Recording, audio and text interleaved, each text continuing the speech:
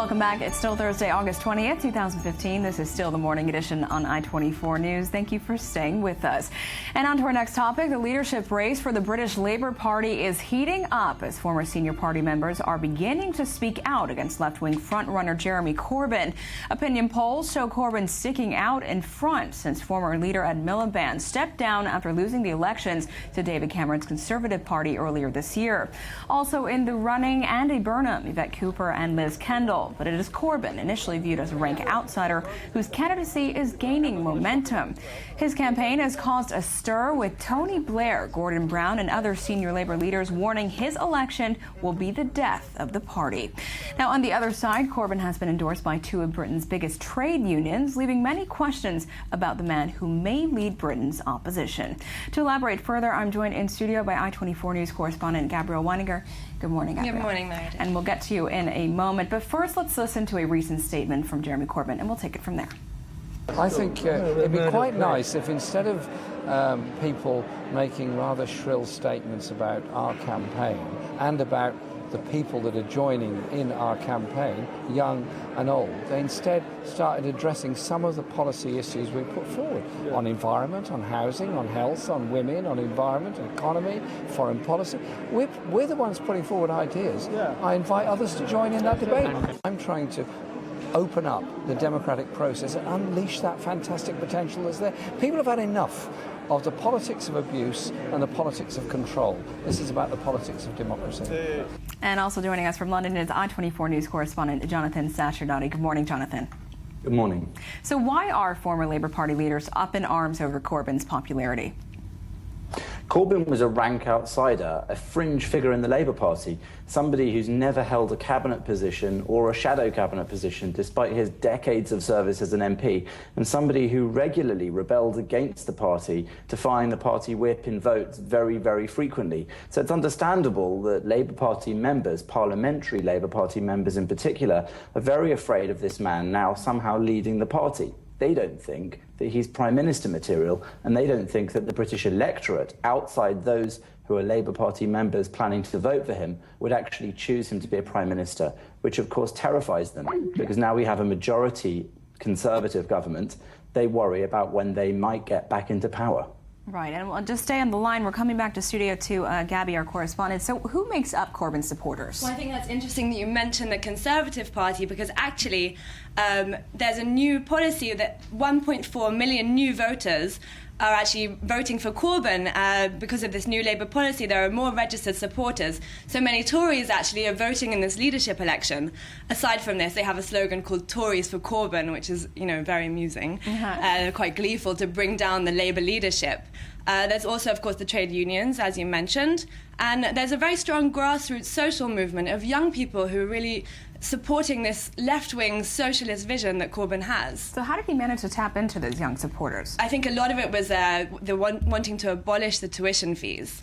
So this really speaks to the students, it really speaks to the young people. He wants to replace them with grants, take money from corruption, tax avoidance. He believes he can reclaim some 120 million pounds to actually support the tuition fees and replace them with the grants. He also inspires young voters. He really has a line that's, in line with the ordinary Labour leadership, in line with the ordinary Labour voter. And people want to hear him. People want to hear him lead the opposition. People want to hear him change the debate. Let's remember, there's not another election till 2020. So people want to hear this new voice, this inspirational voice, for the next 5 years in Parliament. And we actually do have a soundbite of some of his supporters. Let's have a listen. He is able to engage with young people because he's a conviction politician, and I think there's a lot of young people who've become disengaged with politics, and I think he's someone that young people can relate to. I think it's a change for the Labour Party. I think it's a change for Britain. I think it's a positive change. I think it's positive politics, which I can identify with.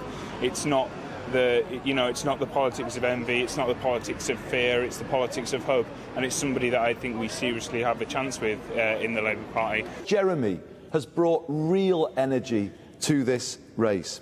I want to capture that and would involve Jeremy in my team from the outset. I want the people who are drawn to his campaign, particularly young people, to help us rebuild our party from the bottom up, to re-energise it, make it the People's Party once again. So we're coming back to you, Jonathan, there in London. So we can't have this conversation and not mention the scandals surrounding Mr. Corbyn, from him having ties to terrorists and referring to them as friends, to being accused of being an anti-Semite. People in the UK seem to either love him or hate him. Why? That's right. You can hear Andy Burnham there saying that even if he wins the election to be the leader, he will include Corbyn in perhaps his shadow cabinet, certainly in his team, as he puts it. But many are worried that that might be in a foreign policy capacity, because Corbyn's foreign policy is certainly unusual. For decades, he's been known as a fringe member of the party who has been an advocate and a protester and an activist against the war in Iraq, often against the state of Israel in his fervent support for Palestinian statehood. And in so doing, he has found himself quite often inviting and hosting certain extremists in the House of Commons or at other events, and similarly sharing a platform with some people with quite extreme views. This now, under the new scrutiny he's experiencing because of the leadership election, is coming out in the national press. We've seen his associations with Paul Eisen, a self-confessed Holocaust denier, who said that Mr. Corbyn attended most of his events and even gave him money. Corbyn himself said he might have given money, he can't remember. We've seen Stephen Sizer, who was banned by his own bishop for what he called anti-Semitic statement on social media. He was banned from social media from more posting like that. He's also a 9/11 truther. But Jeremy Corbyn has written to defend him at the time that he was undergoing controversy. And then just in the last couple of days, we've seen Diab Abu Jaja, an alleged former fighter for Hezbollah, who had called every murdered British soldier a, quote, victory. And we've seen that, in fact, Jeremy Corbyn denied even knowing him, but then when he was confronted with a photograph of the two men together, said that he just simply didn't remember sitting next to him, and in fact advocating for his admission to Britain when he had been banned as an extremist. So he has all these questions to answer, which he's trying to do every time he's confronted with them, simply by saying he's not an anti-Semite and he doesn't support Holocaust denial, but he's spent his career being an anti-racism campaigner. Yet all these people who he is being shown to have been sitting next to, inviting and advocating for within Britain, he's never really until now issued any sort of apology for these extremist views they've had, and still maintains that he just didn't know about them. Right, and this is his entire argument, is that he just didn't realize at the time that these were the people he was associating with and perhaps supporting. But Gabby, I'd like to hear your response to that. I think that it's undeniable that 7 out of 10 British Jews are concerned that he will be elected in the Labour leadership.